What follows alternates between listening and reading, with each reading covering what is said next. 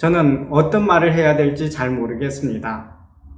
말할 내용이 별로 없습니다. 이렇게 얘기하시는 분들이 많은데요. 대부분의 사람들은 대화를 하면은 내가 말을 많이 해야 된다, 이런 생각들을 많이 갖고 있는데요.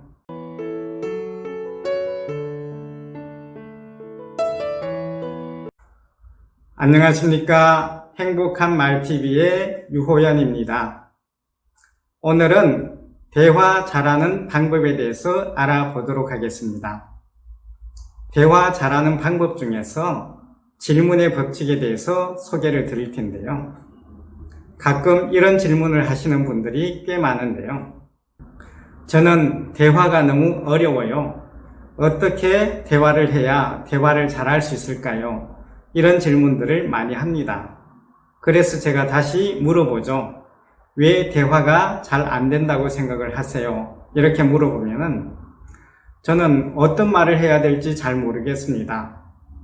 말할 내용이 별로 없습니다. 이렇게 얘기하시는 분들이 많은데요. 대부분의 사람들은 대화를 하면은 내가 말을 많이 해야 된다, 이런 생각들을 많이 갖고 있는데요. 대화는 크게 세 가지로 구성이 되어 있다고 보시면 되겠습니다. 첫 번째는 말하기죠. 그리고 두 번째는 잘 듣는 거고요. 그리고 세 번째가 질문하기예요. 그 중에서도 저는 오늘 질문을 잘하는 방법에 대해서 알아보도록 하겠습니다. 질문만 잘하면 충분히 대화를 잘 이끌어 나갈 수가 있습니다.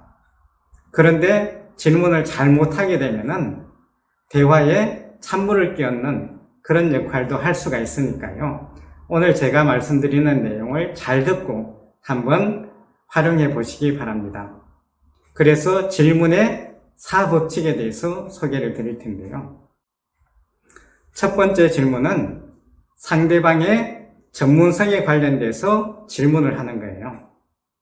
예를 들어서 상대방이 부동산 전문가다, 그러면 부동산에 관련돼서 물어보는 거죠.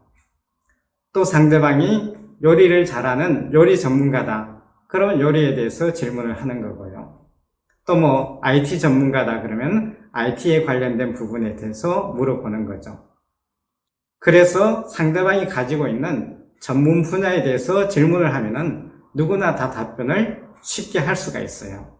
그리고 또 상대방이 전문가이기 때문에 잘 귀를 기울여서 들으면은 좋은 정보를 내가 얻을 수 있는 그런 장점도 있기 때문에 상대방의 전문 분야에 대해서 잘 질문을 해주시면 좋을 것 같습니다. 그리고 두 번째는 상대방이 가지고 있는 취미와 관련된 질문을 하는 거예요.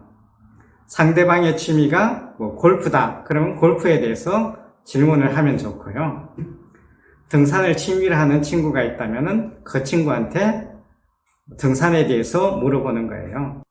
요즘 가을이니까 가을에 갈 만한 산을 좀 추천해달라, 이렇게 물어볼 수도 있고요.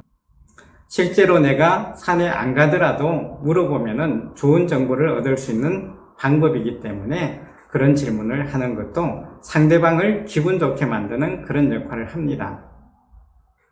그 다음 세 번째는 상대방이 자랑거리가 될 만한 내용을 질문을 하는 거죠. 예를 들어서 상대방이 이번에 임원으로 승진을 했다, 그러면 승진한 부분에 대해서 질문을 하는 거예요. 그리고 또 상대방이 사업을 했는데 크게 성공을 했다, 그러면 사업에 관련돼서 질문을 하면은 아마 신나게 말을 할 거예요. 그리고 사람들은 누구나 자녀에 대해서 관심이 많잖아요. 예를 들어서 상대방의 자녀가 대학교에 입학을 했다, 그러면 대학 입학한 거에 대해서 축하하면서 질문을 하면 되겠죠. 그리고 또 취업을 했다든가 자녀가 취업을 했으면은 그것처럼 기쁜 경사가 없죠. 그래서 자녀 취업에 대해서 질문을 하면은 아마 신나게 답변을 할 거라고 봅니다. 그리고 또 요즘은 결혼도 참 어려운데요. 제 주변에도 자녀가 결혼하는 경우들이 있는데 또 자녀의 결혼에 대해서 이야기를 하면은 굉장히 즐거운 마음으로 답변을 하더라고요. 그래서 상대방이 자랑으로 삼을 만한 그런 내용에 대해서 질문을 하면은 좋은 대화가 이끌어질 수가 있습니다. 그리고 마지막 네 번째는 상대방이 손해나 이익에 관련된 내용에 대해서 질문을 하는 거예요. 사람은 누구나 손해본 거나 이익 본 거에 대해서는 관심을 많이 갖고 있고 또 하고 싶은 얘기가 참 많아요. 그 대표적인 것이 주식이죠. 상대방이 주식 투자를 한다면은 한 번만 이렇게 툭 찔러서 물어보기만 해도 답변을 아주 재밌게 이렇게 할 거예요. 주식 투자를 해서 이익을 많이 봤으면은 이익 본 거에 대해서 자랑으로 이야기를 할 거예요. 그런데 만약에 손해를 봤다면은 손해 본 거에 대해서도 아쉬운 이야기를 푸념처럼 이렇게 늘어놓을 거예요. 그래서 손해나 이익에 관련된 얘기를 해도 소통이 잘 이루어질 수가 있습니다. 이렇게 질문을 통해서 상대방을 기분 좋게 하고 상대방의 말을 많이 끌어낼 수 있는 그런 장점이 있는데요. 그렇지만 질문을 잘못하게 되면은 분위기를 아주 험악하게 만드는 그런 역할도 하기 때문에 제가 오늘 말씀드린 네 가지를 잘 참고해서 거기에 맞게 질문을 하시면은 전혀 실패할 확률이 거의 없습니다. 이 네 가지는 제가 실제로 친구들을 만나거나 다른 사람을 만나서 임상 실험을 한 내용이니까요. 여러분들도 꼭 상대방과 대화가 잘 이끌어지지 않을 때 질문을 통해서 대화를 잘 주도해 보시면 좋을 것 같습니다. 저는 지금까지 질문의 법칙에 대해서 네 가지를 소개해 드렸는데요. 첫 번째는 상대방의 전문성에 대해서 질문을 하라. 그리고 두 번째는 상대방의 취미와 관련된 질문을 하라. 세 번째는 상대방이 자랑할 만한 그런 내용에 대해서 질문을 하고요. 네 번째는 상대방의 이익이나 손해에 관련된 내용으로 질문을 하면은 질문이 부드럽게 잘 될 거라고 생각을 합니다.